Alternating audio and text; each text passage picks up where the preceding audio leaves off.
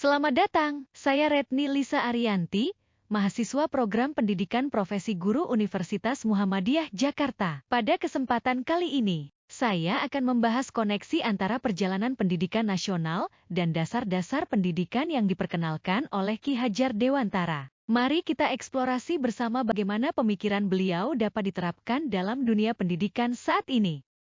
Pendidikan Indonesia memiliki perjalanan yang panjang dan penuh tantangan. Dimulai dari era kolonial, pendidikan di Indonesia sangat dipengaruhi oleh sistem yang dibawa penjajah, yang cenderung eksklusif dan terbatas pada golongan tertentu. Setelah kemerdekaan, pendidikan mulai diarahkan untuk lebih inklusif, dengan tujuan mencerdaskan kehidupan bangsa dan memajukan kesejahteraan umum. Pendidikan di Indonesia kemudian berkembang dengan penekanan pada karakter dan budaya bangsa, yang mengarah pada pencapaian keadilan sosial melalui sistem pendidikan yang lebih merata.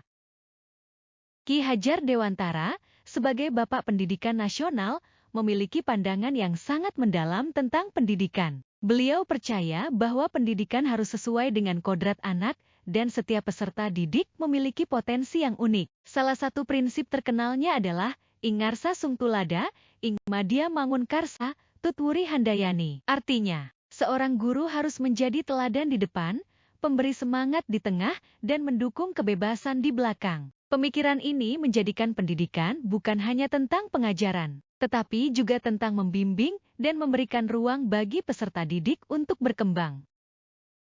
Pemikiran Ki Hajar Dewantara membawa perubahan signifikan dalam pandangan kita tentang peserta didik dan pembelajaran. Pembelajaran tidak lagi hanya soal menyampaikan materi, tetapi juga tentang mengakomodasi keberagaman dan mengembangkan potensi peserta didik. Setiap peserta didik adalah individu dengan karakteristik berbeda yang perlu mendapatkan perhatian khusus. Sebagai pendidik, kita harus menyesuaikan pendekatan dengan kebutuhan dan minat peserta didik dan berperan sebagai fasilitator yang mendukung pertumbuhan kreativitas dan rasa percaya diri peserta didik agar mereka dapat berkembang secara maksimal.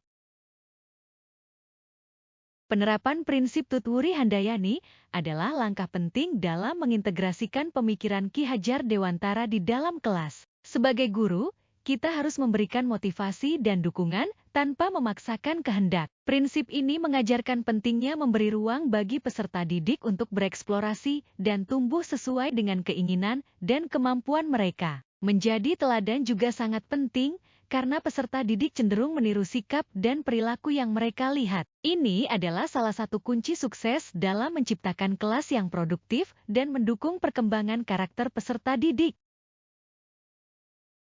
Agar kelas merefleksikan pemikiran Ki Hajar Dewantara, beberapa langkah yang bisa diterapkan antara lain menciptakan lingkungan belajar yang inklusif, di mana setiap peserta didik merasa dihargai dan didorong untuk berkembang. Guru juga harus menjadi fasilitator yang aktif, memberikan kesempatan bagi peserta didik untuk mengeksplorasi minat dan bakat mereka. Selain itu, memberikan motivasi yang membangun dan menunjukkan contoh yang baik dalam segala hal sangat penting agar peserta didik merasa terinspirasi untuk belajar dan berperilaku positif. Sebagai kesimpulan, pemikiran Ki Hajar Dewantara memberikan panduan berharga bagi dunia pendidikan modern. Dengan menghargai keberagaman dan membantu peserta didik mengembangkan potensinya, kita dapat membentuk generasi yang unggul dan berkarakter. Mari bersama-sama mewujudkan pendidikan yang lebih baik untuk masa depan. Terima kasih telah mendengarkan, sampai jumpa di video lainnya.